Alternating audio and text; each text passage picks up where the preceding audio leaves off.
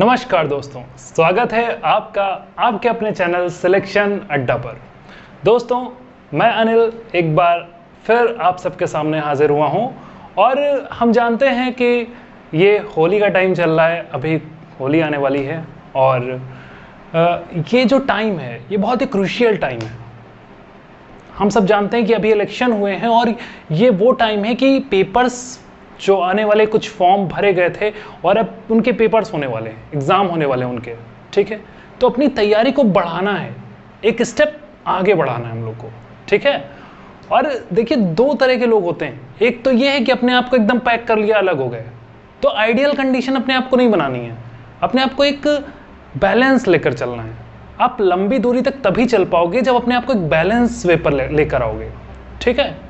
और बैलेंस लाने का ये मतलब है कि बस अपने आसपास को भी जीना है और अपनी पढ़ाई का प्रॉपर टाइम भी निकालना है आपको। दोस्त, मैं भी आपकी तरह एक एस्पायरेंट हूं और हम सब किस लिए पढ़ रहे हैं? जॉब पाने के लिए, एक अच्छी जॉब, रेपुटेटेड गवर्नमेंट जॉब हो और फिर अपनी लाइफ कैसे चेंज हो जाए, ये देखना है हमें। हम सबको पता है कि एक टाइम के बाद ये वो टाइम कभी नहीं आएगा, ये पढ़ाई का टाइम, ठीक है। तो ये मंजिल से प्यार तो है ही है, लेकिन रास्ते से प्यार कैसे करना है ये मैं आपको सिखा दूंगा। तो चलिए, इसी के साथ आज का लेक्चर 4 है आपका। 3 लेक्चर कंप्लीट हो चुके हैं, आपने बहुत ढेर सारा प्यार दिया है और अच्छे अच्छे से कमेंट्स भी किए हैं और आज ये चौथा लेक्चर है और आप सबको अच्छे से कमेंट करने हैं और शेयर करना है और कहीं कोई प्रॉब्लम आएगी तो आप बताइएगा मुझे कमेंट में, ठीक है। तो चलिए शुरू करते हैं।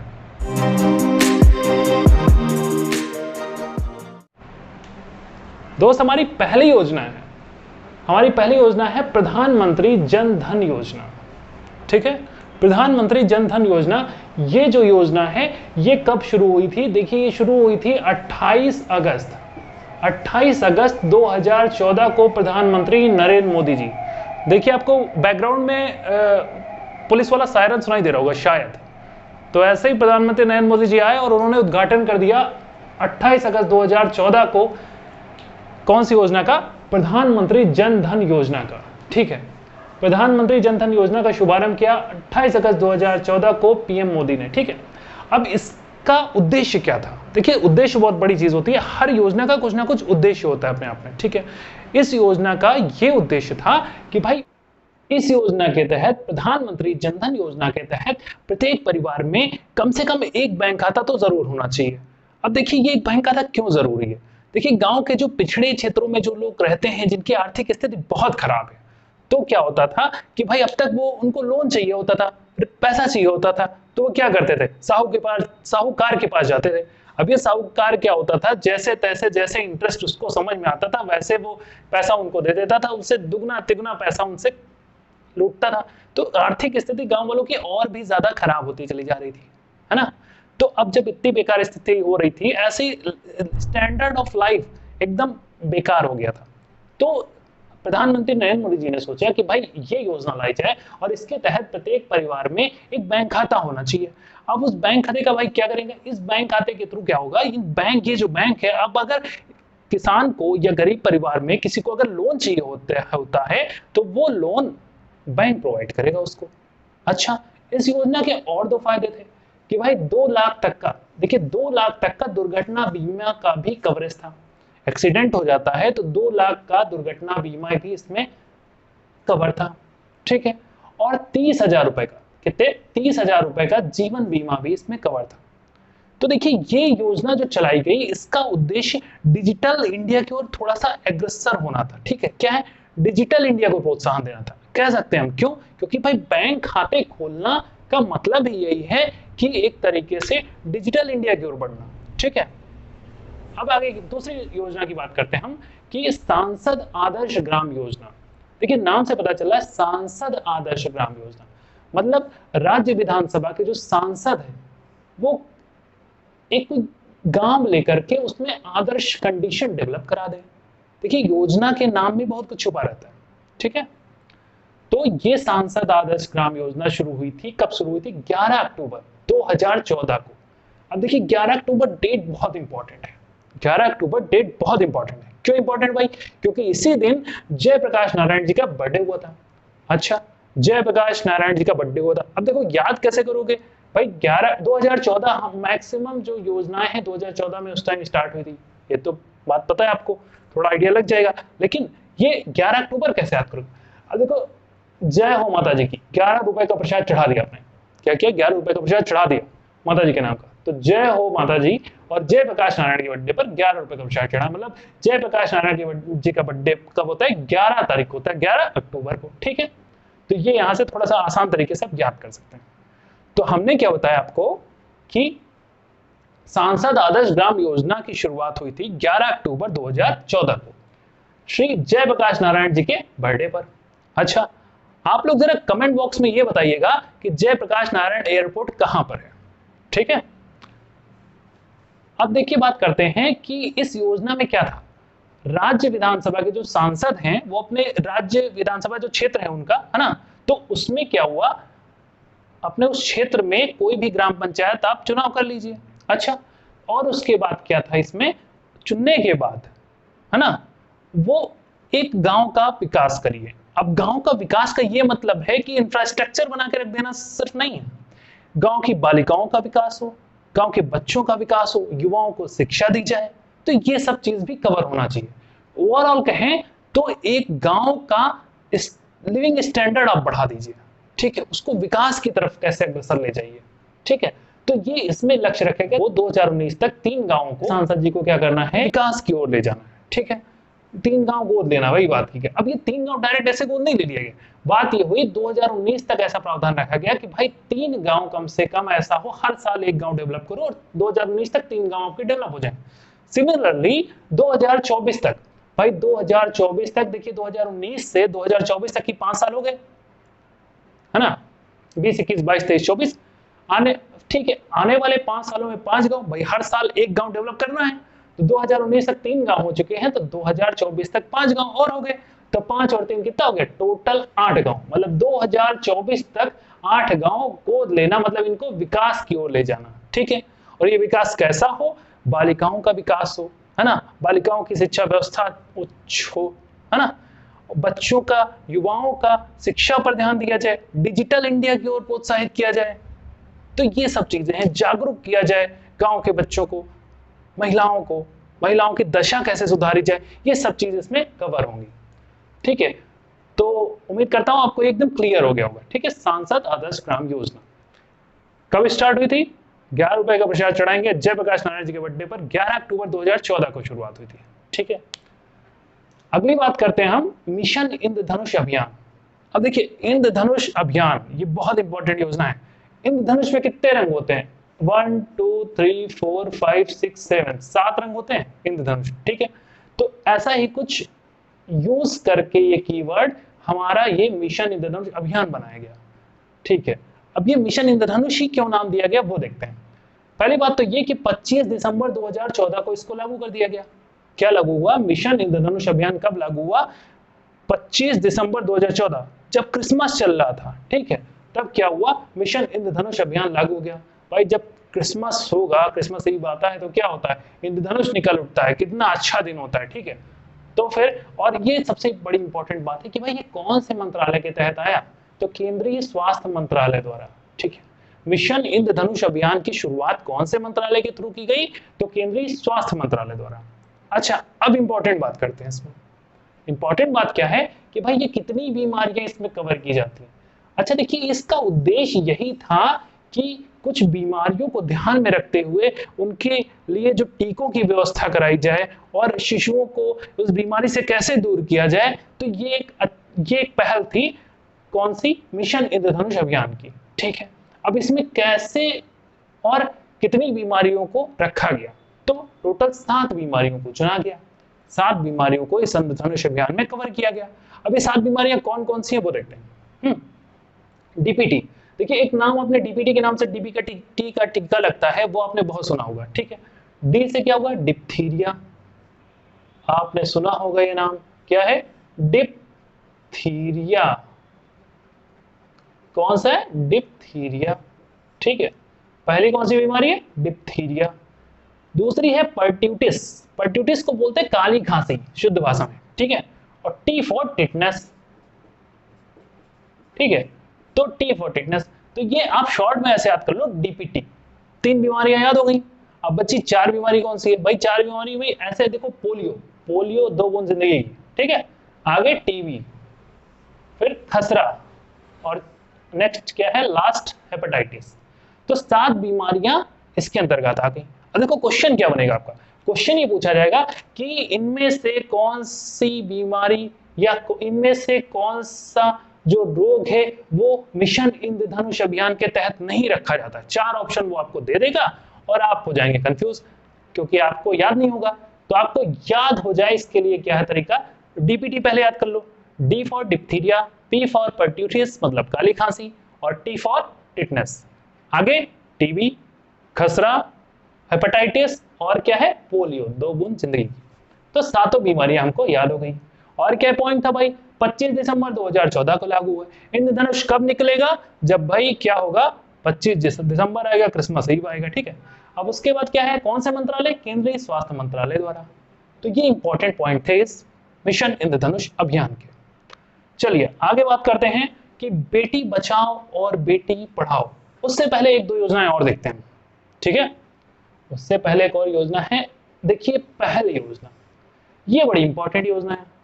देखिए बहुत सी योजनाओं के नाम तो आपको नाम से पता चलने लगता है, लेकिन ये पहल अचानक से आपने कुछ पढ़ा ही नहीं, पहल योजना दे दिया एग्जाम में, अब आप हो जाओगे कंफ्यूज, ये है क्या पहल। तो इसके लिए देखिए कोई भी नाम अगर रखा गया है तो उसके पीछे कोई ना कोई मोटो होता है, क्यों नाम रखा गया है, ठीक है। तो पहल का फुल फॉर्म क्या है, पा से क्या है, प्रत्यक्ष। पा से क्या मतलब है, प्रत्यक्ष। हा से क्या मतलब है, हस्तांतरण, हस्तांतरण।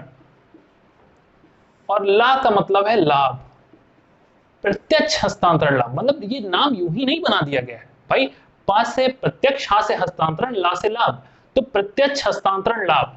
तो देखिए इसको इंग्लिश में अगर बोलेंगे तो भाई DBTL मतलब direct benefit transferred for LPG. देखिए फॉर एलपीजी, एल का मतलब एलपीजी, ठीक है। एलपीजी का मतलब गैस से ही ये रिलेटेड है, घरेलू गैस से, ठीक है। ये पहली बात तो इंपॉर्टेंट बात है कि इसको पहल योजना को डीबीटीएल के नाम से जाना जाता है, ठीक है। इस नाम से जाना जाता है डीबीटीएल। कोई पूछेगा भाई पहली बात ये बताइए कि पहल का फुल फॉर्म क्या है, तो प्रत्यक्ष हस्तांतरण लाभ, ठीक है। दूसरा क्वेश्चन आएगा आपके सामने कि और इसे किस नाम से जाना जाता है, तो डीबीटीएल मतलब direct benefit transfer for LPG. अब देखिए क्या होता है, ये जो पहल योजना आई, ये पहल योजना अब कब आई, इसको भी याद कर कैसे करोगे आप। अब सोचिए साल का पहला महीना कौन सा होता है, जनवरी।